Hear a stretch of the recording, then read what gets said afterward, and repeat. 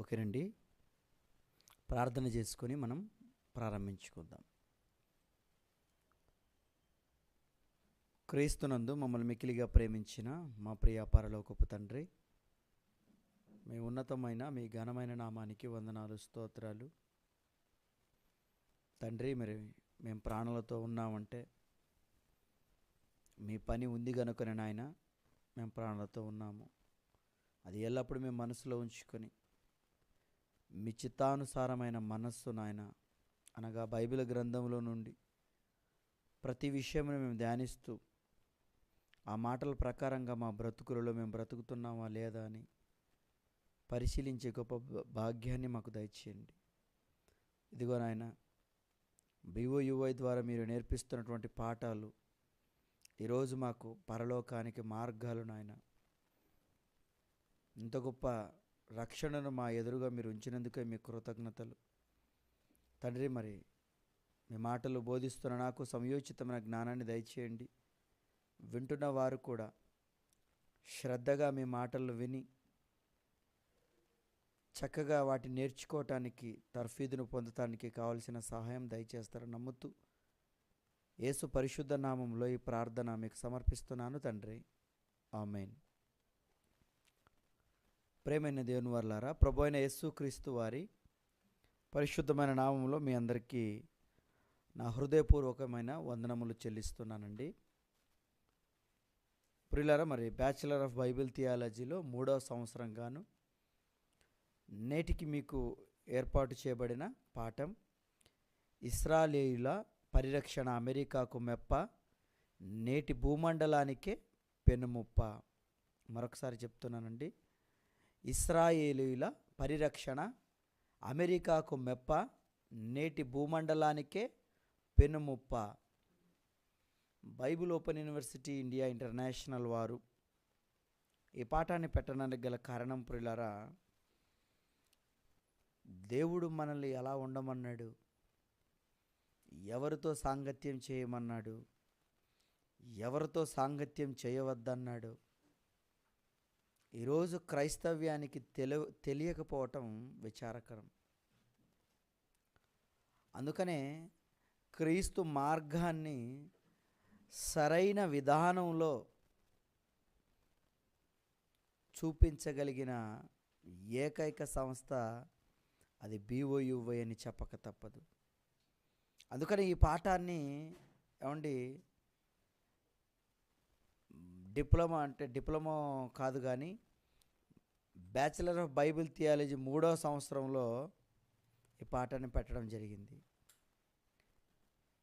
ఈరోజు పెద్ద పెద్ద క్రైస్తవులు, మేము క్రైస్తవులమండి, చాలా పెద్ద సంస్థలండి మావని చెప్పుకున్న వాళ్ళు కూడా చిన్న చిన్నపాటి విషయాలు కూడా వాళ్ళకి తెలియవు అని ఈ పాఠం ద్వారా మీరు నేర్చుకుంటారు. అంతేకాదు, దేవుడు ఎవరితోనైతే సాంగత్యం చేయవద్దన్నాడో, ఎవరినైతే విరోధులని దేవుడు ఇశ్రాయేలుల గురించి, యూదుల గురించి ఆయన మాట్లాడాడో, అలాంటి వాళ్లకు రక్షణ ఇస్తామని, అలాంటి వాళ్ళని హక్కును చేర్చుకుంటున్న అమెరికా, అది నిజంగా మీకు మెప్పేనా ఏమండి? లేకపోతే భూమండలానికే పెనుముప్ప. పరిరక్షణ అనగా ఏమండి? కాపాడటం. ఎవరిని కాపాడుతున్నారనగా ఇశ్రాయేలులు మేము కాపాడతాము, వాళ్ళకి మా అండదండలు ఎప్పుడు ఉంటాయి, వాళ్ళకు సపోర్టుగా మేముంటాము అని అమెరికా అనుకుంటుంది. కానీ అలా అనుకోవడం వెనకాల వారికి తెలియని ఎన్నో విషయాలు ఈ పాఠం ద్వారా దేవుడు మనతో మాట్లాడుతున్నాడు. అందరూ నేర్చుకోండి. ఏమండి, ఇశ్రాయేలును కాపాడాలని వీళ్ళు ఎందుకు అనుకున్నారంటే, ఇశ్రాయేలీలు వీరు దేవునికి సాక్షాత్తు పిల్లలు కనుక వారి వెనక దేవుడు ఉన్నాడు. వారిని కాపాడితే మేము కూడా గెలుస్తాము అని, అన్ని రాజ్యాలను మేము కైవసం చేసుకోవచ్చని బైబిల్లోని విషయాలను వీళ్ళు సరిగా అర్థం చేసుకోలేక పైనే చదివి, ఈ ఆశీర్వాదాలు అనేవి ఇశ్రాయేలుకు సొంతం కనుక అలాంటి వాళ్ళని కాపాడితే మా రాజ్యం కూడా ఆశీర్వదింపబడుతుందని ఈరోజు వాళ్ళకి సపోర్ట్ చేస్తుంది. కానీ అసలు బైబిల్లో ఇశ్రాయేలు గురించిన విషయాలు నిజంగా చదువుతున్నప్పుడు, వాళ్ళ జీవిత చరిత్రను చదువుతున్నప్పుడు ఆశ్చర్యమవుతుంటుందండి. ఈరోజు ఇశ్రాయేలును రక్షించాలని అమెరికా లేదా కొన్ని రాజ్యాలు అనుకుంటున్నాయా? అయితే ఎంత ప్రమాదకరమో ఒకవేళ దేవుడు పక్కన పెట్టిన వారిని, దేవుడు వీళ్ళ జోలికి వెళ్ళొద్దు అన్న వాళ్ళ జోలికి మీరు వెళ్ళారనుకోండి, ఎంత ప్రమాదకరం ఉంటుందో ఈ పాఠం ద్వారా మీరు నేర్చుకోబోతున్నారు. నిజంగా దేవుడు ప్రపంచానికి అర్థం కాలేదనే చెప్పాలండి. అందుకని ఈరోజు ఇష్టానుసారంగా బైబిల్లో విషయాలు వ్రాయబడిన ఆ విషయాలను పక్కన పెట్టి వాళ్ళకు తోచినట్టుగా వాళ్ళు చేస్తున్నారు. నిజంగా అండి, ఈ పాఠంలో నేర్చుకుంటున్నప్పుడు ఇశ్రాయేలు ఎంత దేవుని బాధ పెట్టిన ప్రజలుగా ఉన్నారా? వాళ్ళ చరిత్రను మనం గమనిస్తుంటే ప్రియులారా, ఇశ్రాయేలీలను 430 సంవత్సరాలు ఐగుప్తులో వాళ్ళు బానిసలుగా ఉంటారు. వాళ్ళు బానిసలుగా ఉండకముందు వీళ్ళు పుట్టు పూర్వతలు ఆలోచిస్తే, ఇదిగో దేవుడు అబ్రహాం గారిని పిలిచి, ఇదిగో అబ్రహాం, నేను గొప్ప జనముగా చేసేస్తానయ్యా, నేను నిన్ను దీవిస్తాను, ఇదిగో చూడు ఆకాశం చూడు, ఆకాశ నక్షత్రాలు లెక్క పెట్టడానికి అవుతుందా? చూడు ఒక్కసారి ఇసుక చూడు, ఇసుక రేణువులు నువ్వు లెక్క పెట్టగలవా? అంత సంతానం నీకు ఇస్తానయ్యా అని చెప్పాడండి. అలా అబ్రహాం గారి నుంచి వచ్చిన ఇస్సాకు గారు ఏమండి వాగ్దాన పుత్రుడు. అలా ఇస్సాకు ద్వారా నుండి వచ్చినటువంటి యాకోబు ద్వారా వచ్చినటువంటి 12 మంది కొడుకులు వారే ఇశ్రాయేలులుగా పిలువబడ్డారు. 12 గోత్రాలకు సంబంధించిన వారు. ఈ 12 గోత్రాలకు సంబంధించిన వాళ్ళు ప్రియులారా, నిజంగా ఐగుప్తులో బానిసలుగా ఉండటం మనం వాళ్ళ చరిత్రను చూస్తున్నామని మనకు అర్థమవుతుంటుంది. యేసేపు ఉన్నంత వరకు వాళ్ళందరూ బాగానే ఉంటారు. ఎప్పుడైతే యేసేపును ఎరుగని ఒక కొత్త రాజు ఐగుప్తు దేశంలో పుట్టుకొస్తాడో, పరిపాలన చేస్తాడో, ఇక ఇశ్రాయేలీలు బానిసలుగా ఉండటం మనం చూస్తుంటాం ప్రియులారా. ఇక వాళ్ళు బానిసలుగా ఉంటున్నప్పుడు వారి మొర సుమారుగా 430 ఏండ్లండి వాళ్ళ జీవిత చరిత్రను మనం చూసినప్పుడు. వాళ్ళ ఏడుపులు, ఎందుకయ్యా మరి వాళ్ళని అలా పక్కన పెట్టారు అంటే, దేవుణ్ణి వాళ్ళు మర్చిపోయారండి. ఎవరు కూడా అబ్రహాము, ఇస్సాకు, యాకోబులు అనుసరించినట్లు దేవుణ్ణి అనుసరించలేకపోయారు. అందుకని దేవుడు వారిని అప్పగించేశాడు ఐగుప్తులకి. అలా 430 సంవత్సరాలు వాడు బానిసత్వం ఉన్నప్పుడు దేవుడు వారి మొరను విని మళ్ళీ వారి కొరకు మోషేను నాయకుడిగా వాళ్ళను ఆ బానిసత్వ సంఖ్యల నుంచి తప్పించడానికి మోషేను పుట్టించి మళ్ళీ వాళ్ళకి రక్షణను ప్రసాదిస్తాడు. నిజంగా అలా రక్షణను ప్రసాదించినప్పుడు ఏమండి 6 లక్షల మంది కాల్బలం నడవదగిన వాళ్ళే యోధులు అని చెప్పుకోవచ్చు మనం. అలా ఉన్నవాళ్ళే 6 లక్షల మంది అన్నప్పుడు మరి పిల్లలు ఏమండి, ఇంకా పెద్దలు, ముసలివాళ్ళు,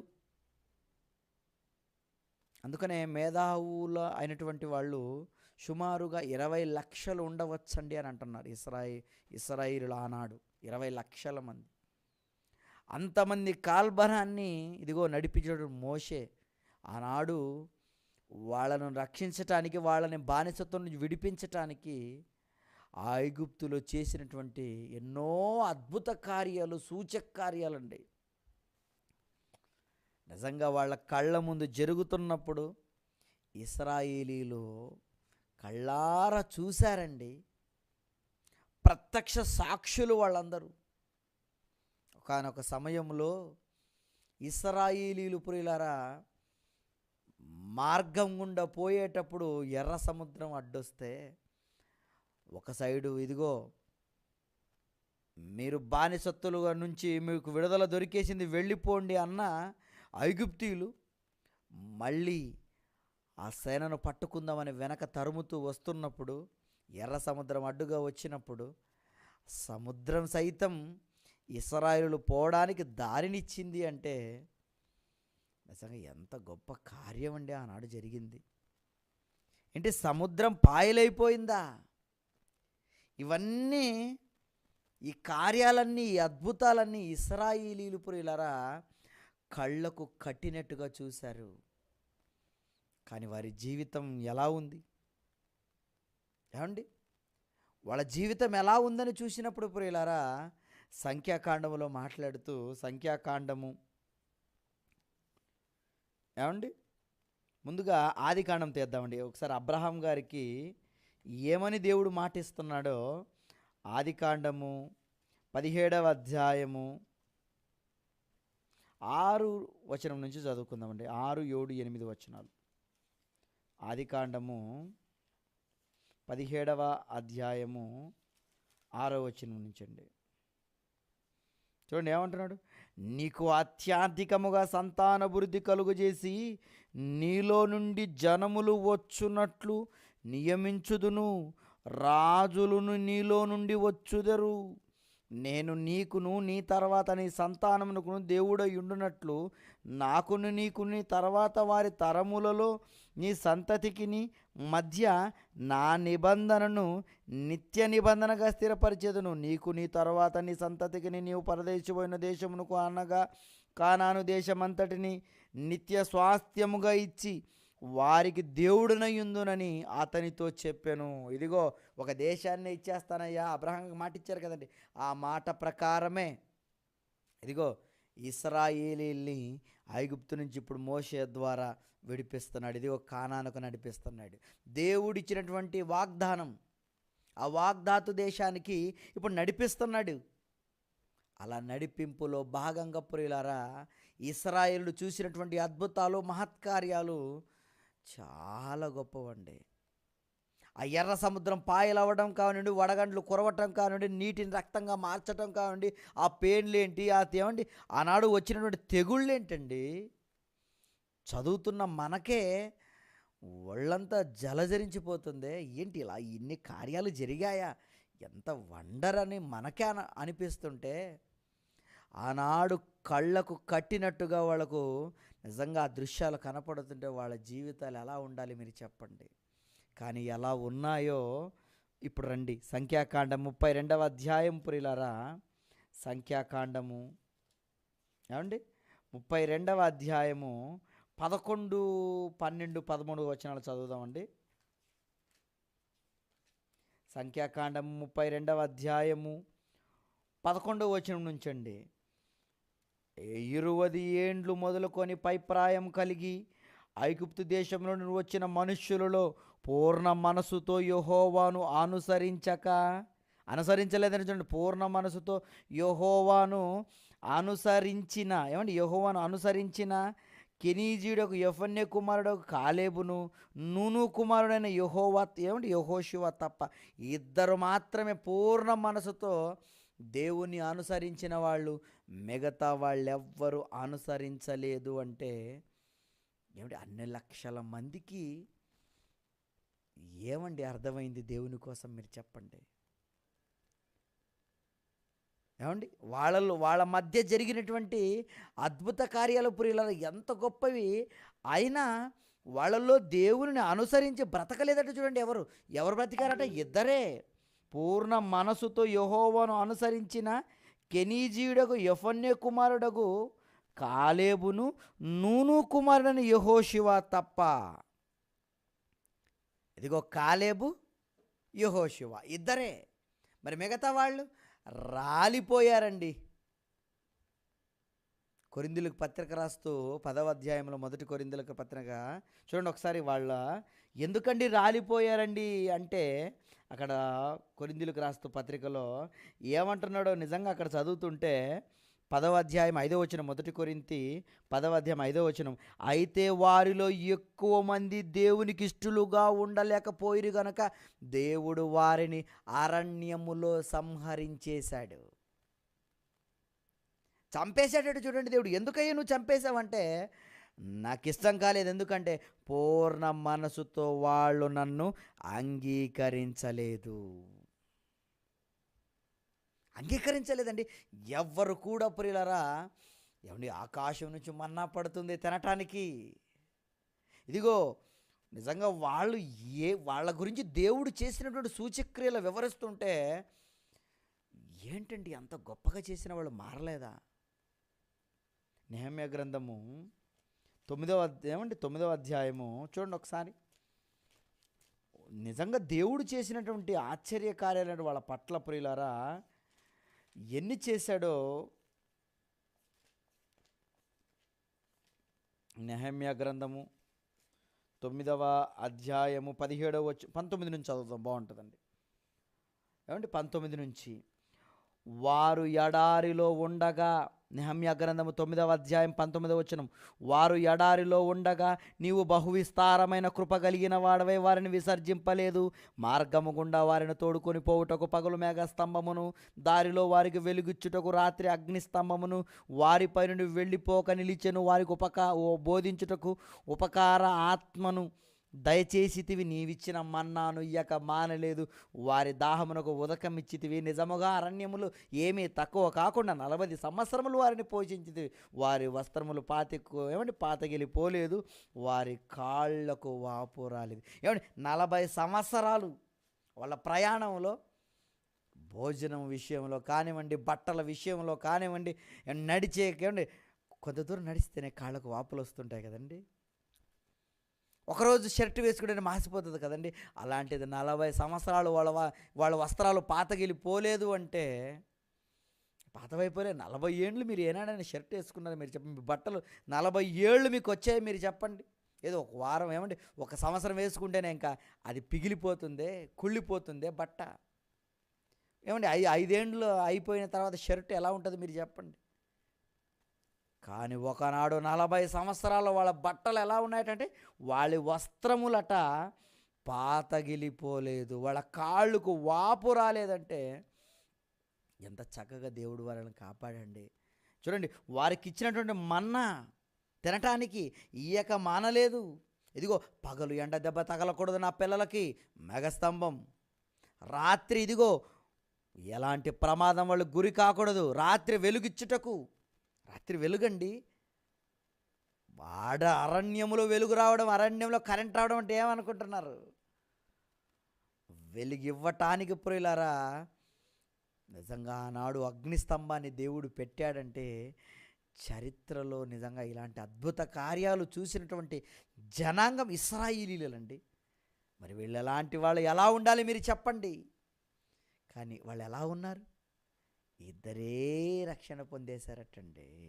ఇంకా వాళ్ళ గురించి దేవుడు మాట్లాడుతూ యెషయా గ్రంథము, యెషయా గ్రంథం 1వ అధ్యాయము ఇశ్రాయేలు గురించి దేవుడు మాట్లాడుతూ ఏమని వాపోతున్నాడు ఒక్కసారి చూడండి ప్రియులారా. యెషయా గ్రంథము, యెషయా గ్రంథం 1వ అధ్యాయము 2వ వచనం నుంచి, యెహోవా మాట్లాడుచున్నాడు. ఇదిగో దేవుడు మాట్లాడుచున్నాడట. ఆకాశం ఆలకించుము, భూమి చెవియొగ్గుము, నేను పిల్లలు పెంచి గొప్పవారిగా చేసి తిని వారు నా మీద తిరగబడి ఉన్నారు. ఎద్దు తన కామందు నెరుగును, గాడిద సొంతవాని దొడ్డి తెలుసుకును. ఇశ్రాయేలులకు తెలివి లేదు, నా జనులు యోచింపరు. పాపిష్టి జనమా, దోషభరితమైన ప్రజలారా, దుష్ట సంతానమా, చెరుపు చేయు పిల్లలారా, మీకు శ్రమ, వారు యెహోవాను విసర్జించి ఉన్నారు అంటున్నాడు. చూడండి, ఏంటి, దేవుని విసర్జించేశారా? దేవుణ్ణి పక్కన పెట్టేశారా? ఏమండి, ఇశ్రాయేలు గురించి అండి ఈ మాటలన్నీ మాట్లాడుతున్నాడు. నిజంగానండి, ఈ మాటలు చదువుతున్నప్పుడు ఏంట ఇంత గొప్పగా నువ్వు వాళ్ళ కోసం ఆలోచించిన తండ్రిగా నిన్ను వాళ్ళు పట్టించుకోలేదంటే అసలు వాళ్ళ జనాంగం ఎలాంటిదయ్యా అనుకున్నవచ్చు. కానీ వాళ్ళన్నీ చేసిన ప్రియులారా, దేవుడు మాత్రం వాళ్ళ మీద ప్రేమను కురిపిస్తూనే ఉన్నాడండి.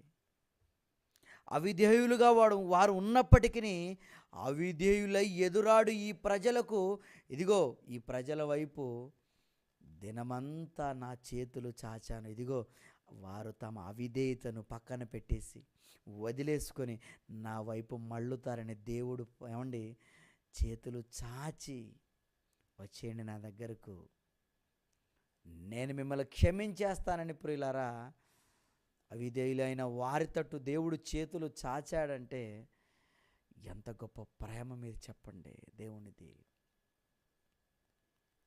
నిజంగా దేవుని ప్రేమ చూస్తున్నప్పుడు ఎన్నిసార్లండి వాళ్ళు తిరుగుబాటు చేశారు దేవుని మీద.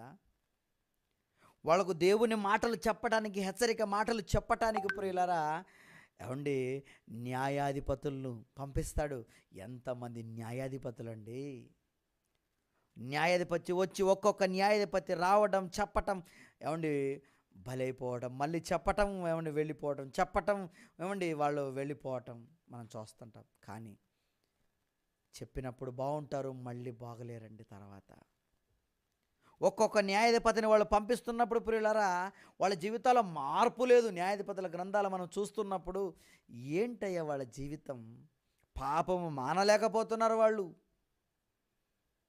దేవుడు ఎన్నిసార్లు ఏమండి హెచ్చరించినా వాళ్ళ జీవితాలు మారలేదు అని వాళ్ళ చరిత్రను మనం చూస్తున్నప్పుడు మనకు అర్థమవుతుంది. ఇక న్యాయాధిపతులు ఏమండి కాలంలో మనం చూస్తున్నప్పుడు చివరి న్యాయాధిపతి ఇదిగో సమూయేలు. అతని న్యాయాధిపతిలో ఇక మాకు రాజు కావాలని వాళ్ళు కోరుకోవటం. నిజంగా దేవుడు అప్పుడు మాట్లాడుతున్నప్పుడు ఇదిగో సమూయేలు వాళ్ళకి రాజు కావాలట. అదేంటయ్యా నువ్వు పరిపాలిస్తున్నావు కదయ్యా, రాజు ఎందుకయ్యా అంటే, ఇదిగో సమూయేలు వాళ్ళు రాజును కోరుకున్నారంటే నిన్ను పెద్దగా అంటే నిన్ను పక్కన పెట్టారనుకోవద్దు. నువ్వు పెద్దగా న్యాయాధిపతిగా నువ్వు ఉన్నావు కదా, నన్ను పక్కన పెట్టారని నువ్వు అనుకునేవు కాదు, వాళ్ళు నన్నే విసర్జించారు. ఇప్పుడు వాళ్ళు రాజును కావాలి, రాజు అయితే మమ్మల్ని బాగా చూసుకుంటారని అనుకుంటున్నారు వాళ్ళు. దేవుడు వాపోతుంటాడండి, సమూయేలుతో మాట్లాడుతుంటాడండి. నిజంగా ఆయన బాధ ఎంతమందికి అండి అర్థమైంది? దేవుని బాధ అర్థమైన వాళ్ళు ఎంతమంది మీరు చెప్పండి? అప్పుడు నన్నే విసర్జించారు, సరే రాజు కావాలా, సరే దేవుడు వారు చెప్పినట్టుగానే సౌలును రాజుగా వారికి ఇస్తాడండి. సౌలు రాజు, తర్వాత దావీదు రాజు, తర్వాత సొలొమోను రాజు. ఈ ముగ్గురు నిజంగా ఆ ఏలుతున్నప్పుడు కూడా వారి జీవితాలలో దేవుని వైపు తిరిగిన వాళ్ళు కాదండి. కానీ తర్వాత జీవితంలో ఇంకా ఎలా అయిపోయారంటే ప్రియులారా, సొలొమోను గారి తర్వాత ఏమండి సొలొమోను గారు కొడుకు రెహబాము తర్వాత రాజ్యం రెండుగా చీలిపోవటం మనం చూస్తుంటాం. ఇదిగో యూదా బెన్యామీను ఒక గోత్రంగా, యూదా గోత్రంగా, మిగతా 10 గోత్రాలు ఇశ్రాయేలుగా పిలువబడడం మనం చూస్తుంటాం. ఇక ఏమైందండి, ఎందుకని విడిపోయారు? అసలు దేవుడు అంటే వీళ్ళకి లెక్కలేదా? వాళ్ళ ఇష్టానుసారంగా వాళ్ళని బ్రతకటం మనం చూస్తుంటాం. దావీదు ఎలా బ్రతికాడు మీరు చెప్పండి? ఆయన బ్రతికున్న దినాలలో ఇష్టానుసారుడుగా, దేవుని ఇష్టానుసారమైన మనుష్యుడిగా బ్రతికాడు. కానీ ఆయన ఎవరు ఫాలో అవ్వలేదండి. అందుకని ఎన్నోసార్లు దావీదు బ్రతికినట్లు యథార్థంగా బ్రతకలేకపోయారు అనే మాటను మనం చూస్తుంటాం. ఇశ్రాయేలుల పట్ల దేవుడు మాట్లాడుతుంటాడు. యథార్థంగా ఎవరు కూడా బ్రతకలేదు. అందరూ కూడా ఎలా బ్రతికారంటే ఇప్పుడు ఇలా రాజ్యం విడిపోయిన తర్వాత కూడా ఏమంటే ఇశ్రాయేలు పరిస్థితి చూస్తుంటే అంచెలంచెలుగా పడిపోవటం చూస్తున్నాం. ఇక వీళ్ళ జీవితంలో గెలుపు లేదు. కారణం దేవుణ్ణి పక్కన పెట్టారు. దేవుణ్ణి పక్కన పెట్టితే ఎవరికైనా గెలుపు ఉండదు. ఇది సత్యం. చరిత్రలో ఇశ్రాయేలీయులు దేవుణ్ణి పక్కన పెట్టారు, దేవుణ్ణి విసర్జించారు. వాళ్ళు చవి చూసింది ఏంటంటే ఓటమిని చవి చూశారు వాళ్ళు. ఇక అక్కడి నుంచి అండి రాజ్యం ఎప్పుడైతే రెండుగా చీలిపోయిందో ఇంకా వాళ్ళకి రాజులు వస్తుంటారని రాజులు వచ్చిన తర్వాత ఇంకా రాజుల కాలం కూడా పూర్తయిపోయింది. ఇక దేవుడు అన్యులకు వారిని అప్పగించేస్తాడు. అన్యులు వచ్చి ఏలుతుంటారండి వాళ్ళని. ఇదిగో అశ్షూరులు వచ్చి చెరగనిపోతారు ఇశ్రాయేలుల్ని. తర్వాత యూదులను మళ్ళీ తర్వాత నెక్స్ట్ అశ్షూరుల తర్వాత వచ్చిన బబులోను సామ్రాజ్యం, వీళ్ళు వచ్చి చెరగొనిపోతారు. ఇలా వీళ్ళు బానిసలుగా వేరొకరి కింద వెళ్ళిపోవడానికి గల కారణం దేవునికి అవిధేయులుగా మారిపోయినందుకే. అందుకనే వాళ్ళని గురించి, ఇశ్రాయేలు గురించి ఇంకా మాట్లాడుతూ ప్రియులారా ఎన్ని మాటలు వ్రాయబడ్డాయి వాళ్ళ గురించి చదువుకుందాం ఒకసారి. హోషేయ గ్రంథము ఒకసారి చూడండి. హోషేయ గ్రంథము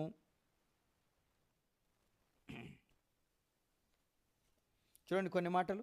హోషేయ గ్రంథము 13వ అధ్యాయము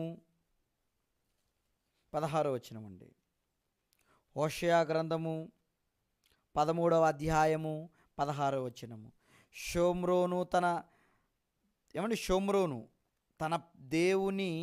తన దేవుని మీద, షోమ్రోను అనగా ఇదిగో సమరయ అంటే ఇశ్రాయేలీయులు ఏం చేశారు? వీళ్ళు తన దేవుని మీద తిరుగుబాటు చేసాను గనుక అది శిక్ష నొందును, జనులు కత్తిపాలగుదురు, వారి పిల్లలు రాళ్లకు వేసి కొట్టబడుదురు, గర్భిణీ స్త్రీల కడుపులు చీల్చబడును.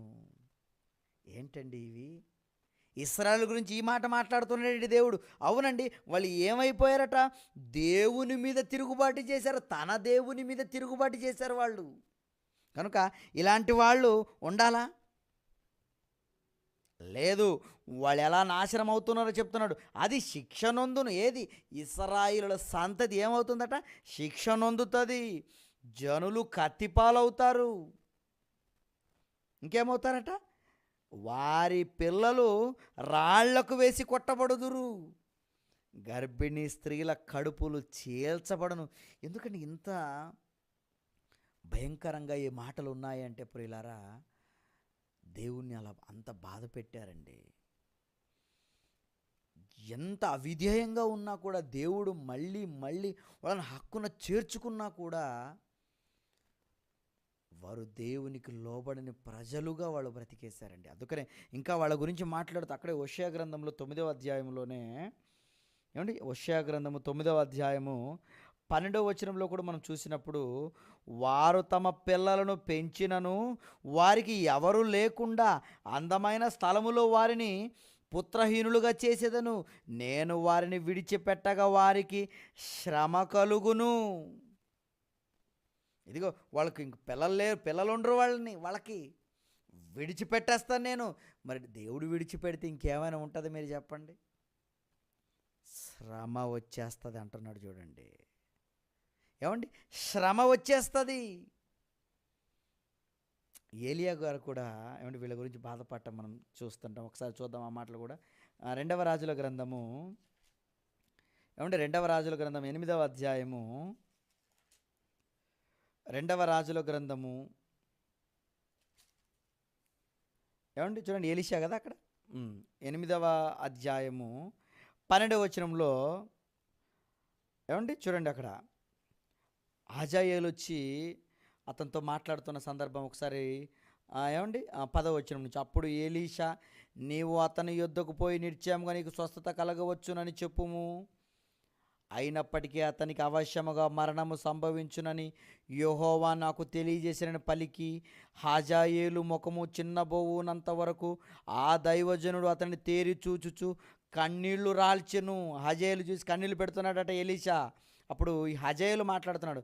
హజాయేలు, నా ఏలిన వాడిని నీవు కన్నీళ్లు రాల్చెదవేమని అతను అడుగగా, అప్పుడు ఎలీషా మాట్లాడుతున్నాడు, ఇశ్రాయేలుల వారి గట్టి స్థలములను నీవు కాల్చివేయుదువు, వారి యవనస్తులను కత్తి చేత హతము చేయుదువు, వారి పిల్లలను నేలకు వేసి కొట్టుదువు, వారి గర్భిణీల కడుపులను చింపివేయుదువు కనుక నీవు వారికి చేయబోవు కీడును నేను ఎరిగిండుట చేత కన్నీరు రాల్చుచున్నాను. ఇదిగో ఇశ్రాయేలు భవిష్యత్తు నా కళ్ళ ముందు కనపడుతుంది. ఇదిగో హజాయేలు, మీరు చేస్తున్నది ఇశ్రాయేలుల పట్ల కార్యాలు ఎలాంటివి చేస్తున్నారు నా కళ్ళెదురు కనబడుతున్నాయి. ఇశ్రాయేలుల భవిష్యత్తు నాకు కనపడుతుంది. వాళ్ళు ఎలా ఉంటారంటే ఇశ్రాయేలులు అండి, వారి యవనస్తులు కత్తి చేత హతమవుతారు. ఏమంటే కత్తి చేత హతమవుతారు. వాళ్ళ పిల్లలను నువ్వు నేలకేసి కొడతావు. ఇదిగో మీరు పరిపాలిస్తున్న మీరు నేలకేసి కొడతారు. అంతేకాదు, ఇంకా వారి గర్భిణీల కడుపులను చింపివేస్తారు అని మాట్లాడుతున్నాడండి. ఏమండి, నిజంగా ఈ మాటలు చదువుతున్నప్పుడు ఏంటి ఇశ్రాయేలు పరిస్థితి అంత ఘోరంగా మారిపోయిందా అంటే అవునండి. కారణం వారు దేవుణ్ణి పక్కన పెట్టినందుకే. మరొక మాట ద్వితీయోపదేశకాండము, ఏమండి ద్వితీయోపదేశకాండము 32వ అధ్యాయము చూడండి ప్రియులారా. ద్వితీయోపదేశకాండము 32వ అధ్యాయము ఏమండి 28 నుంచి చదువుకుందాం ప్రియులారా. ఇశ్రాయేలు గురించి చూడండి, వాళ్ళు ఎలా ఉన్నారో చూడండి. వారు ఆలోచన లేని జనము. ఇన్ని జరుగుతున్నా వాళ్ళకి ఆలోచన ఉందా? ఎన్ని సూచక్రియలు చేస్తున్నా వాళ్ళలో ఆలోచన ఉందా? వాళ్ళ గురించి చెప్తున్నాను చూడండి. వారు ఆలోచన లేని జనము, వారిలో వివేచన లేదు, వారు జ్ఞానము తెచ్చుకొని దీన్ని తలపోసి తమ కడవరి స్థితి ఎంచుట మేలు. అయ్యో మేము ఇలా ఉంటే మా పరిస్థితి ఏమవుతుంది అని వాళ్ళు ఆలోచిస్తే మేలు, కానీ వాళ్ళలో ఆలోచించే వాళ్ళు లేరంటున్నాడు చూడండి. తమ ఆశ్రయ దుర్గము వారిని అమ్మివేయని ఎడల, యెహోవా వారిని అప్పగించిన ఎడల, ఒకడు ఎట్లు 1000 మందిని తరుమును, ఇద్దరు ఎట్లు 10 మందిని పారద్రోలుదురు. వారి ఆశ్రయ దుర్గము ఏమండి మన ఆశ్రయ దుర్గం వంటిది కాదు. ఎంత చక్కగా మాట్లాడతాడు చూడండి. ఒకడే 10,000 మందిని కొట్టాడా? ఏమండి ఇద్దరే, ఒకడు ఎట్లు 1000 మందిని తరుమును. ఇదిగో ఆయన ఆశ్రయం లేనిది, ఆయన తోడు లేనిదే ఒకడు 1000 మందిని తరిమాడా? ఒక తరిమాడంటే దేవుని తోడుందని నమ్మాలి, కానీ ఆలోచించట్లేదేంటి? ఏమండి చెప్తున్నాడు చూడండి ఇవన్నీ ప్రియులారా వాళ్ళకి. ఏమండి ఇంకా మనం కిందకి చదువుతుంటే, ఇద్దరు ఎట్లు 10,000 మందిని పారద్రోలుదురు. ఇద్దరే 10,000 మందితో సమానం అంటే మీలో అంత బలం ఎవరిచ్చారు మీకంటే? దేవుడు. కానీ ప్రియులారా వాళ్ళు ఆలోచించలేదండి. అందుకని వాళ్ళ గురించి ఏం మాట్లాడుతున్నాడు? ఆలోచన లేని జనము, దేవుణ్ణి పక్కన పెట్టిన జనము, దేవుణ్ణి బాధ పెట్టిన జనము అని చెప్పక తప్పదు. ఇర్మియా గ్రంథము, ఏమండి ఇర్మియా గ్రంథం 16వ అధ్యాయము, ఇర్మియా గ్రంథం 16వ అధ్యాయము 13వ వచనం కనుక మీరు చూస్తే ప్రియులారా, ఇర్మియా గ్రంథము 16వ అధ్యాయం 13వ అధ్యాయం, కాబట్టి నేను ఏమందును, ఏమాత్రమును దయ ఉంచక ఈ దేశము నుండి మీరైనను మీ పితరులను ఎరుగని దేశమునకు మేము వెళ్ళగొట్టుచున్నాను, అక్కడ మీరు దివారాత్రము అన్య దేవతలను కొలుచుదురు. ఇదిగో పంపించేస్తాను, మిమ్మల్ని వెళ్ళగొట్టేస్తాను ఈ దేశం నుంచి. మీరు ఎక్కడవుతారట? ఈ దేశము నుండి మీరేమవుతారట? మీరు ఎరుగని దేశములకు మీరు వెళ్ళిపోతారు. ఈ దేశం నుండి మీరైనను మీ పితరులని ఎరుగని దేశములకు మిమ్మల్ని వెళ్ళగొట్టుచున్నాను. అలా వెళ్ళగొట్టబడిన వీళ్ళు ఏం చేస్తారంట? మీరు దివారాత్రము అన్య దేవతలను కొలుచుచు. చెప్పేస్తున్నాడు చూడండి ప్రియులారా, అన్య దేవతలను కొలిచేస్తారట. మీరు వెళ్ళిపోతారిక. నిజంగా వెళ్ళిపోయారండి. వెళ్ళిపోయి దేవుడంటే ఎరుగని దేవుళ్ళు కాని వాటికి వీళ్ళు పూజలు చేశారు, వీళ్ళు బలులు ఇచ్చారు, వీళ్ళు వాటి మాయలో ఉండిపోయారు. కానీ నిజమైన దేవుని తెలుసుకొని మారిన వాళ్ళు వీళ్ళు కాదు. అందుకనే చరిత్రలో జరిగిన వీళ్ళ పట్ల జరిగినటువంటి భయంకరమైన విషయాలు ప్రియులారా వీళ్ళని చెరలోనికి తీసుకొని పోవటం. ఏంటి దేవుడు వీరి వెంట ఉన్నాడే ఇశ్రాయేలులకు, మరి వీళ్ళను చెరగొనిపోయారేంటి అష్షూరులు? వీళ్ళను చెరగొనిపోయారేంటి బబులోనీయులు? వీళ్ళను బందీలుగా చేసుకున్నారేంటి మాదీయ పారసీకులు? వీళ్ళని ఏమండి బానిసలుగా చేసుకున్నారేంటి గ్రీకులు? వీళ్ళని బానిసలుగా చేసుకున్నారేంటి రోమియులు? అంతే కదండి. ప్రపంచాన్ని గడగడలాడించిన 4 సామ్రాజ్యాలు, ఇదిగో మొదటిది బబులోను సామ్రాజ్యం అయితే, రెండవది మాదీయ పారసీకుల సామ్రాజ్యం అయితే, మూడవది గ్రీకుల సామ్రాజ్యం అయితే, నాలుగవది అది రోమా సామ్రాజ్యం. ఈ 4 సామ్రాజ్యాలు ఏలడానికి గల కారణం ఇశ్రాయేలుల మీద దేవుని కోపం కాదంటారా మీరు చెప్పండి? ఎందుకండి ఇశ్రాయేలులు ఏలలేదు? ఇశ్రాయేలుని టార్గెట్ చేశాడు దేవుడు, అది మర్చిపోకండి. కారణం బుద్ధి రావాలి వాళ్ళకి, బుద్ధి రావాలి వాళ్ళకి, బుద్ధి రావాలి వాళ్ళకి. కానీ వచ్చిందంటారా మీరు చెప్పండి? ఏమండి నిజంగా చెరుగొనిపోయే ఆ సందర్భాలను మనం బైబిల్లో చూస్తున్నప్పుడు 2వ రాజుల గ్రంథము 25వ అధ్యాయము, ఏమండి 2వ రాజుల గ్రంథము 25వ అధ్యాయము 8 వచనం నుంచి చదువుకుందామండి.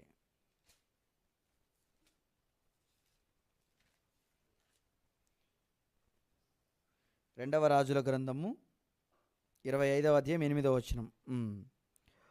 మరియు బబులోను రాజైన నెబుకద్నెజరు ఏలుబడిలో 19వ సంవత్సరమున 5వ నెల 7వ సంవత్సరమున రాజదేహ సంరక్షకులకు అధిపతియగు బబులోను రాజు సేవకుడగు నెబూజరదాను యెరూషలేమునకు వచ్చి యెహోవా మందిరమును, రాజనగరును, యెరూషలేమునందున్న ఇండ్లన్నిటిని, గొప్పవారి ఇండ్లన్నిటిని అగ్నిచేత కాల్పించెను. చూడండి ఇశ్రాయేలు పరిస్థితి ఎలా ఉంది. రాజులు వచ్చి చెరగొంటున్నారు, బబులోనీయులు వచ్చి వాళ్ళని చెరగొన్నారు.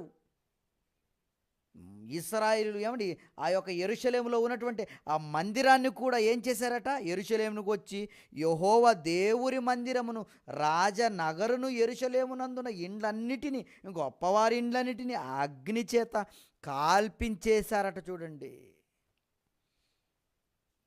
మీరే నాకు కానప్పుడు మీరు కట్టిన మందిరం అది నాకు ఘనత తెచ్చిపెట్టేదా? తీసేశారండి, మందిరాన్ని తీసేశారు. ఆ మందిరం కట్టినటువంటి వీళ్లను పట్టుకొని పోయారండి దాసులుగా. మరొక మాట చూడండి ప్రియులారా, దినవృత్తాంతముల 2వ గ్రంథము, ఏమండి దినవృత్తాంతముల 2వ గ్రంథం 36వ అధ్యాయము, దినవృత్తాంతముల 2వ గ్రంథము 36వ అధ్యాయము 19వ వచనం నుంచండి. నిజంగా ఇక్కడ మనం చూస్తుంటాం ప్రియులారా, మీరు 17 నుంచి మీరు చూసినట్లయితే ఏమైందండి ఇశ్రాయేలు పరిస్థితి. 19 నుంచి చదువుతున్నాను క్లుప్తంగా. ఏమండి, అదియుగాక కల్దీయులు దేవుని మందిరమును తగలబెట్టి యెరూషలేము ప్రాకారమును పడగొట్టి దాని యొక్క నగరులన్నిటిని కాల్చివేసిరి, దానిలోని ప్రశస్తమైన వస్తువులన్నిటినీ బొత్తిగా పాడు చేసిరి. ఖడ్గము చేత హతులు కాకుండా తప్పించుకొనిన వారిని అతడు బబులోనుకు తీసుకొని పోయెను. రాజ్యము పారాసీకు దాగు వరకు వారు అక్కడనే ఉండి అతనికి కుమారులకును దాసులై ఉండిరి. అతని కుమారులకు దాసులై ఉన్నారట. ఇశ్రాయేల్ పరిస్థితి ఇక్కడ ఎలా ఉందో మీరు చూడండి. వాళ్ళ కట్టినటువంటి మందిరం, ఇదిగో యెహోవా మందిరం పరిస్థితి ఎలా ఉందో మీరు ఒకసారి ఆలోచించాలి. ఇక్కడ ఏమైందండి ఇశ్రాయేలుల చరిత్ర?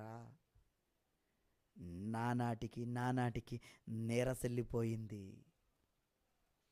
దేవుని శాపానికి ఇశ్రాయేలు గురి కావటం మనం చూస్తుంటాం ప్రియులారా. దానికి కారణం వారి అవిధేయతే. దీనికంతటి కారణం వారి అవిధేయతే. అన్యజనులు వారిని ఏలటానికి కారణమైంది.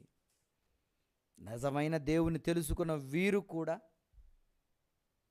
అన్యజనుల్లాగా విగ్రహారాధనకు ఏమండి వీళ్ళు చోటిచ్చి దేవుడు చెప్పినటువంటి ఆజ్ఞలు పాటించక దేవుని శాపానికి బలైన వాళ్ళే ఇశ్రాయేలీయులు. అంతే కదండి, దేవుడు నిజంగా వీళ్ళని కాపాడటం కోసం 2000 సంవత్సరాల క్రితం ప్రభు అయిన యేసుక్రీస్తుల వారిని రప్పించటం. ఎందుకంటే ఆయన యొక్క సంకల్పం, ఇదిగో అన్యజనులలో అందరిలోకి చెదిరిపోయారా, నా పిల్లలు మళ్ళీ ఇశ్రాయేలుగా ఉన్నారా, నా కుమారుడి పిలుపు ద్వారానైనా వచ్చేస్తారు వీళ్ళు.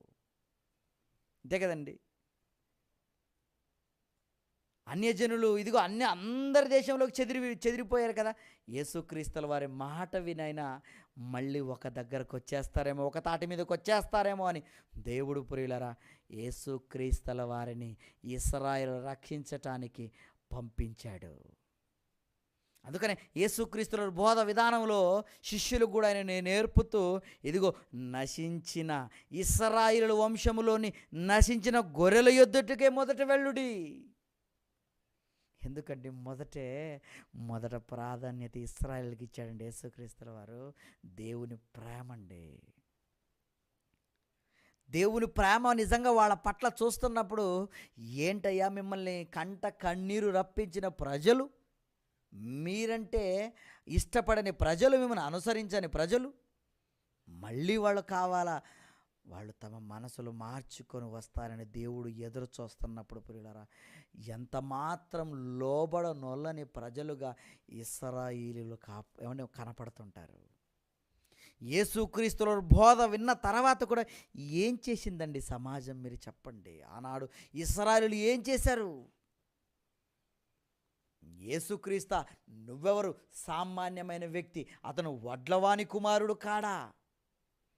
అతడు ఈ అద్భుతాలు సూచక్రియలు బయల్జుబేలు దయ్యములు అధిపతి వలన చేస్తున్నాడు ఈ పనులు అని ఆయన్ని తప్పుగా అర్థం చేసుకున్న వాళ్ళే ఇశ్రాయేలీయులండి.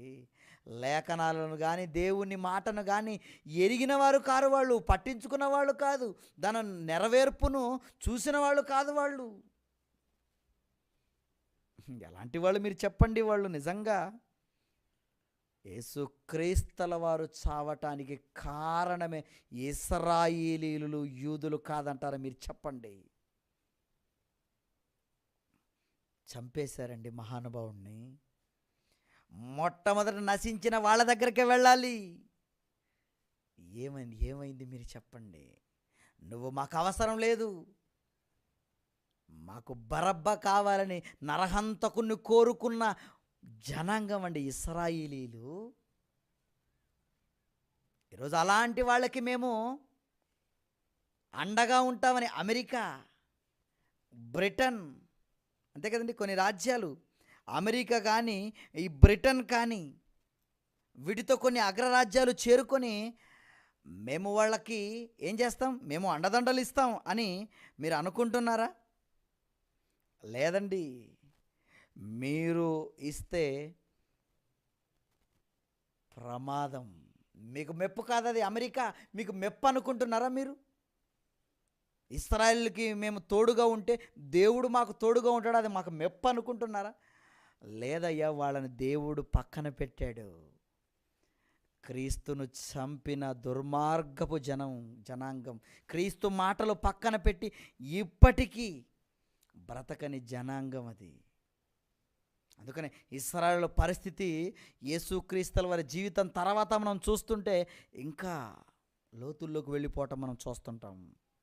ఏమండి, ఇంకా లోతుల్లోకి కొన్ని మాటలు మనం ఇశ్రాయేలు గురించి మనం ఆలోచించినప్పుడు ప్రియులారా, ఏమండి, ఇశ్రాయేలు అంటే వాళ్ళ పతనం ఎలా ఉంది, యేసుక్రీస్తు వచ్చిన తర్వాత కూడా వాళ్ళ పతనం ఎలా ఉందని ఒకసారి మనము ఏమండి ఆలోచిస్తున్నప్పుడు ప్రియులారా, వాళ్ళ శాపాన్ని మనం చూసినట్లయితే, నెంబర్ 1, క్రీస్తు మరణించిన 33 సంవత్సరాల తరువాత ఏం జరిగిందయ్యా అంటే, క్రీస్తు శకం 66లో యూదా జాతిలో వచ్చిన తిరుగుబాటు కారణంగా అప్పటి రోమా చక్రవర్తి అయిన నీరో తన జనరల్ అయిన వెస్పాసియన్ను యూదులను అంతమొందించుటకు పంపెను. ఇదిగో క్రీస్తు చనిపోయిన కొన్ని సంవత్సరాలండి, ఒక 33 సంవత్సరాలకు యేసుక్రీస్తు చనిపోతే ఇక మళ్ళీ ఒక 30 ఏండ్లలోనే క్రీస్తు శకం 66లోనే ఎలాంటి భయంకరమైన వార్త వచ్చేసింది చూడండి. ఇదిగో యూదుల్ని చంపేయండి, అందరినీ యూదులను అంతమొందించటానికి అధికారం ఇచ్చేశారట చూడండి, చంపేయండి, ఎక్కడ కనబడితే అక్కడ యూదులు చంపేయండి అని. అది రెండవదిగా మనం ఆలోచిస్తున్నప్పుడు క్రీస్తు శకం 70 నాటికి అతని తిరుగుబాటును అణిచివేసి యెరూషలేమును కూల్చుటకును ఆరంభించెను. దేవాలయమును పొదగబడిన బంగారమును మొత్తాన్ని తీయాలన్న ఆలోచనతో దానిని తగలబెట్టించక మంటలకు కరిగిపోతూ బంగారం రాళ్ల సందుల్లో పునాదుల్లోకి జారిపోయాను. ఆ బంగారాన్ని బయటకు తీయదలిచి గోడలను పునాదులోని ఒక్కొక్క రాయిని విడగొట్టి దానిని సేకరించెను. యేసు చెప్పినట్లుగా రాతి మీద రాయి నిలువవని దినములు వచ్చునని యేసు చెప్పిన మాట యేసు మరణాంతరం ఆ దేవాలయం పట్ల నెరవేరింది. చిట్ట చివరికి క్రీస్తు శకం 73లో దేవాలయం అంతయు రాతి మీద రాయి లేకుండా పడగొట్టబడింది. క్రీస్తు శకం 73 అండి. ఏమైంది ఇశ్రాయేలు పరిస్థితి? వాళ్ళు కట్టినట్టు మందిరం పరిస్థితి ఏమైంది మీరు చెప్పండి. అదేవిధంగా మూడవదిగా వాళ్ళ పతనాన్ని ఆలోచిస్తున్నాం. ఇశ్రాయేలు పతనం, వాళ్ళ శాపం ఎలా ఉందో చూడండి. మూడవదిగా మనం ఆలోచిస్తున్నప్పుడు వెస్ట్రన్ యూరోప్ కంట్రీస్లో క్రీస్తు శకం 1881 నుండి మొదటి ప్రపంచ యుద్ధం వరకు 1914, 1918 వరకు లక్షలాది మంది యూదులు పోగోరోమ్స్ పేరట హతమార్చబడ్డారట చూడండి, లక్షలాది మంది యూదులు.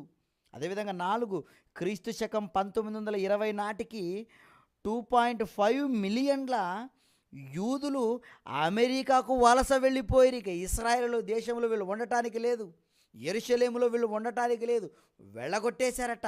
2.5 మిలియన్ల యూదులు వెళ్ళిపోయారట వలస. నెంబర్ 5 రెండవ ప్రపంచ యుద్ధం 1939, 1945 నాటికి 5 మిలియన్ల యూదులు చంపబడిరి. నెంబర్ 6 యూదుల ఊచకోతలో భాగంగా పోలాండ్ 1,50,000 మంది, బెల్జెక్లోని గ్యాస్ ఛాంబర్లో 6 లక్షల మందిని, సోలిబార్ గ్యాస్ ఛాంబర్లో 2,50,000 మందిని, ట్రెలిలింకాన్లో 8 లక్షల మందిని, యూదులు లుబేనాన్లో 50,000 మందిని కాల్చి చంపిరి. ఇది ఎప్పుడు జరుగుతుంది నిజంగా ఇవన్నీ చూడండి. ఏంటివండి ఇవన్నీ అంటే ఇశ్రాయేలుల పతనం, శాపం, దేవుని శాపం, వాళ్ళ పతనాన్ని మనం ఆలోచిస్తున్నాం ప్రియులారా. ఇంకా మనం ముందుకు వెళితే 7వదిగా వాళ్ళకి జరిగినటువంటి చూడండి భయంకరమైన సన్నివేశాలు మనం చదువుతున్నాను. క్రీస్తు శకం 1938లో నవంబర్ నెలలో జర్మనీ డిప్లొమేట్ని ఒక యూదుడు హతమార్చడంతో జర్మనీ దేశంలో యూదుల సమాజ మందిరాన్ని పడగొట్టబడెను. ఇది జరిగిందండి. యూదుల వాళ్ళ మందిరాన్ని పడగొట్టేశారు. ఇక 8 క్రీస్తు శకం 1964లో పాలస్తీనా విమోచన సంస్థ PLO అంటే పాలస్తీనా లిబరేటరీ ఆర్గనైజేషన్ గెరిల్లా యుద్ధాల పేరిట అనేక మంది యూదులను హతమార్చేశారు. చూడండి ఒక్కొక్కరు ఎలా లేస్తున్నారో వాళ్ళని హతమార్చటానికి. ఎప్పుడు క్రీస్తు శకం యేసుక్రీస్తు మరణం తర్వాత 66లో ప్రారంభమయ్యింది. 1964 వచ్చినా కూడా ఇంకా వాళ్ళని హతమార్చటానికే పూనుకుంటున్నారండి. యూదుల్ని చచ్చిపోతున్నారు చూడండి యూదులు.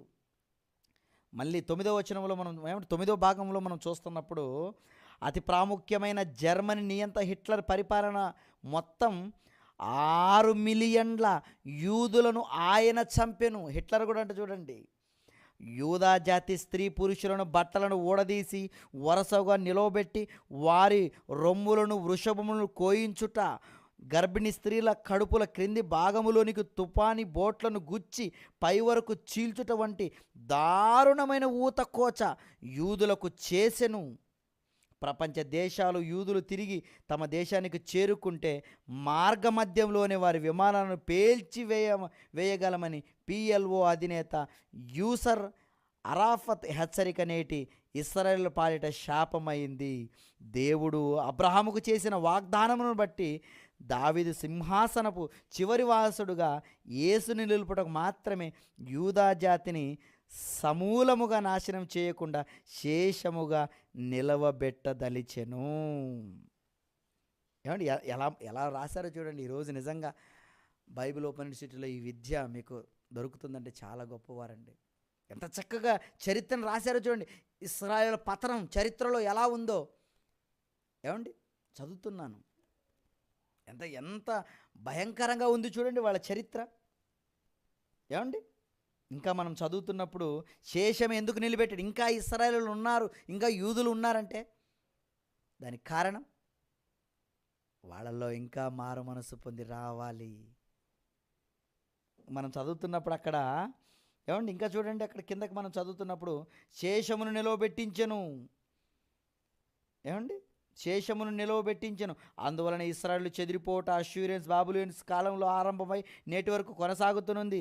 లేఖనాలను ప్రవక్త వచనాలు అపార్థం చేసుకున్న ఇశ్రాయేలు అమెరికా, గ్రేట్ బ్రిటన్, కెనడా మునగు రాజ్యాలు క్రైస్తవ్యం అనే ముసుగులో కొట్టుమిట్టాడుతూ దేవునికి అవిధేయులుగా ఉన్నవారు వారికున్న సంపన్నతను బట్టి మిగిలిన అగ్రరాజ్యాల అండతో అమెరికా దేవుని పక్షాన యుద్ధం చేయాలన్న భ్రమలో ఇశ్రాయేలును చేరదీసి ప్రపంచం పెత్తనంపై పట్టు సాధించాలన్న దురాశతో దేవునికి విరోధులవుతున్నారన్న పచ్చి నిజాన్ని ఎరుగక గత చరిత్రలో కూలిపోయిన మహాబబులోను వలె అమెరికా కూలుటకు సిద్ధమగుచున్నది, ఖబర్దారని చెప్పేశారు. అంతే.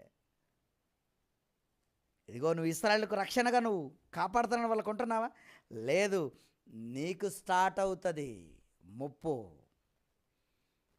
నీకే కాదు, భూమండలానికే పెనుముప్పు. ఎందుకంటే వాళ్ళ గురించి వ్రాయబడిన మాటలు మనం చూస్తున్నప్పుడు ప్రియులారా, రోమీయులకు రాసిన పత్రిక ఏమండి చూడండి, రోమీయులకు రాసిన పత్రిక 9వ అధ్యాయము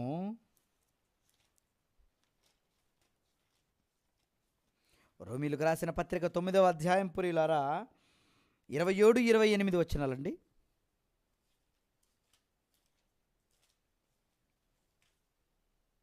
రోమీయులకు రాసిన పత్రిక 8వ అధ్యాయము 27, 28 వచనాన్ని మనం చదువుతున్నప్పుడు ప్రియులారా 9, మరియు ప్రభువు తన మాట సమస్తము చేసి క్లుప్తపరిచి భూలోకమందు దానిని నెరవేర్చను గనుక ఇశ్రాయేలు కుమారుల సంఖ్య సముద్రపు ఇసుక వలె ఉండినను శేషమే రక్షింపబడనని. ఏమండి, యెషయాయు ఇశ్రాయేలును గూర్చి బిగ్గరగా పలుకుచున్నాడు. ఇసుక రేణువులంతా వాళ్ళు ఉన్నా కూడా శేషమే రక్షింపబడుతుందని దేవుడు వ్రాయించిన మాట అది ఖచ్చితం ప్రియులారా. అందుకనే ఇశ్రాయేలులు వాళ్ళ పతనం ఎలా ఉందో ఇంతవరకు చూశారు కదండి. దేవుని శాపానికి వాళ్ళు ఎలా గురయ్యారో ఇంతవరకు మనం చూసాం కదండి. నిజంగా ఇప్పటికీ కొనసాగుతూనే ఉందండి. ఏమండి, ఇశ్రాయేలీలు ఏదో వాళ్ళు గ్రేట్ అనుకొని, వాళ్ళు ఏదేదో గొప్పవాళ్ళు అనుకొని, దేవుని ప్రజలు అనుకొని వాళ్ళకు అండదండలుగా నిలుస్తున్నారా? ఏ రాజ్యమైన వాళ్ళకి అండదండలుగా నిలిస్తే వాళ్ళు దేవునికి విరోధులు అవుతారు. ఇప్పటికీ అండి, ఏమండి, ఇప్పటికీ ఒక వార్త వచ్చిందట. ఏ వార్త? యూదా శరణార్థులను చంపటం మా హక్కు, పాలస్తీనా ముఖ్యమంత్రి వ్యాఖ్య. ఏం చేశారట వ్యాఖ్య? అయినా యూదా శరణార్థులను చంపటం మా హక్కు. యూదులను ఎదుగో ఎవరైతే చేర్చుకుంటున్నారో, వాళ్ళ దగ్గరికి ఎవరైతే వెళుతున్నారో, మాకు యూదులే శరణు అని వాళ్ళ కాళ్ళ దగ్గరికి ఎవరైతే వెళుతున్నారో వాళ్ళందరినీ చంపటం మా యొక్క హక్కు అని ముఖ్యమంత్రి వ్యాఖ్య చేశాడట, పాలస్తీనా ముఖ్యమంత్రి. ఈయన గురించి చదువుతాను చూడండి. యూదా శరణార్థులను హతమార్చటము పాలస్తీనుల హక్కు అని పాలస్తీనా కమ్యూనికేషన్ శాఖ మంత్రి ఇమాద్ ఫలూజీ పేర్కొన్నారు. హతమార్చక ముందే పాలస్తీనాను విడిచి వెళ్ళవలసిందిగా శరణార్థులకు పిలుపునిచ్చారు. యూదా శరణార్థులను చంపటం పాలస్తీనుల హక్కు. ఏమండి, హక్కు చేశారట చూడండి. ఆ పాలస్తీనా ప్రాంతంలో అంటే యూదులు పాలస్తీనులో ఉండటం ఎంత మాత్రం వరకు సురక్షితం కాదని ఆయన స్పష్టం చేశారు. శరణార్థ స్థావరాలు తమ ప్రాంతంలో ఉండటాన్ని తమపై యుద్ధం ప్రకటించగా భావిస్తామని వ్యాఖ్యానించారు. ఒకవేళ యూదులు కానీ వాళ్ళని ఆశ్రయించిన వాళ్ళు కానీ ఉన్నారా, యుద్ధం ప్రకటిస్తామంటున్నారు చూడండి. ఈ విధంగా యూదులు ప్రపంచ ప్రజలందరికీ విరోధులుగా ప్రవక్తలు పలికిన మాటల ప్రకారం శాపగ్రస్తులై ఉన్నారు. 1991 సంవత్సరంలో గల్ఫ్ యుద్ధం సమయాన ఇరాక్ 39వ స్కాడ్ మిసైల్ను ఇస్రాయెల్ మీద ప్రయోగించింది. ఇరాక్ తన సోదర దేశమైన కువైట్ మీద యుద్ధం ఆరంభించింది. ఇస్రాయెల్ మీద క్షిపణులు ప్రయోగించడంలో ఆంతర్యం ఏమిటో ఇప్పుడు మీరు అర్థం చేసుకోగలరు. ఇవన్నీ ఎందుకు జరిగాయంటే కేవలం ఇశ్రాయేలుల కోసమేనండి. ఇశ్రాయేలు వాళ్ళని ఉంచుకున్నందుకేనండి. మీరు ఈ విధంగా అర్థం చేసుకోగలరు. అదేవిధంగా కిందటి ఏడాది అంటే కొన్ని సంవత్సరాల క్రింద అమెరికాలోని న్యూయార్క్, వాషింగ్టన్ నగరాలపైన ఆత్మాహుతి దాడులు కొనసాగించిన అరబ్బీయులు అమెరికా చరిత్రనే మార్చేశారు. అమెరికా ఇశ్రాయేల్పై ముస్లింలు సమరం కొనసాగించాలనే బిన్ లాడెన్ పిలుపు ప్రపంచ ముస్లింలు దేశాలు ఏం చేస్తుంది? పవిత్ర యుద్ధం పేరుతో అమెరికా అంతాన్ని చూస్తామని ప్రపంచ ముస్లింలు గొంతు కలిపారు. అంతర్జాతీయ స్థాయిలో ఒకనాడు అమెరికాకు అండగా నిలిచిన దేశాలు యూదులను సమర్థించుట ద్వారా అమెరికాను వేధిస్తున్నారు. ప్రపంచంలో ముస్లింల ఉగ్రవాద సంస్థలు అమెరికాను టార్గెట్గా చేసి పెంటగాను ఇటు WTC టవర్స్ను ఢీకొని నాశనం చేయటం అమెరికాకు గొడ్డు రోజులు ఆసన్నమైనవని అర్థం. అమెరికా ఇప్పటికైనా కళ్ళు తెరిచి యూదుల పట్ల బైబిల్ చెప్పిన భవిష్యత్తు గమనించి యేసును ఆయుధులు నమ్మేటట్లు చేయటమే ఇక ముందు అమెరికా గురుతాధార బాధ్యతగా తెలుసుకోలేకపోతే భూమండలానికే ముప్పు తప్పదు అని ఈ పాఠంలో నిజంగా వ్రాసారండి. అంటే మీరు ఒకవేళ ఇశ్రాయేలుకు రక్షణగా మీరుంటారా? ఉంటే మీకు ముప్పు తప్పదు. వాళ్ళు ఉన్నారు అంటే ఇదిగో యేసు వైపు వాళ్ళని మీరు తెప్పటానికే నిజంగా వాళ్ళకి చెప్పండి, హెచ్చరిక మాటలు జారీ చేయండి. వాళ్ళకి మీరు చెప్పండి, అమెరికా ఇదిగో యేసుక్రీస్తుని నమ్మమని చెప్పండి, యూదులకి యేసును శరణ వేడుమని చెప్పండి. అలా చేస్తేనే తప్ప మీరు రక్షణలోనికి రారు. ఒకవేళ ఇది కాదనుకొని మీరు వాళ్ళకి సపోర్ట్గా మీరు ఉన్నారా? ఒకవేళ యూదులను మీరు సమర్థిస్తే కాసుకోండి, మీకు ముప్పు తప్పదు. మీకే కాదు, భూమండలానికే ముప్పు తప్పదు అంటున్నాడు. ఎందుకంటే చివరిగా ఒక మాటను చూసుకొని ముగించుకుందాం ప్రియులారా. చివరిగా దెస్సలోనికలకు రాసిన మొదటి పత్రిక 2వ అధ్యాయము, దెస్సలోనికలకు రాసినటువంటి మొదటి పత్రిక 2వ అధ్యాయము 15వ వచనం నుంచి ఆ యూదులు ఆ ఇశ్రాయేల్ని ఆ యూదుల్ని నువ్వు కాపాడాలనుకుంటా. అసలు ఆ యూదులు ఎలాంటి వాళ్ళు తెలుసా? అంటే ఆ యూదులు ఎలాంటి వాళ్ళట? ఆ యూదులు తమ పాపమును ఎల్లప్పుడూ సంపూర్తి చేయుటకై ప్రభువైన యేసును ప్రవక్తలను చంపి మమ్మను హింసించి అన్యజనుల రక్షణ పొందుటకై వారితో మేము మాట్లాడకుండా మమ్మను ఆటంకపరుచుచు దేవునికి ఇష్టలు కాని వారును మనుష్యులందరికీ విరోధులై ఉన్నారు.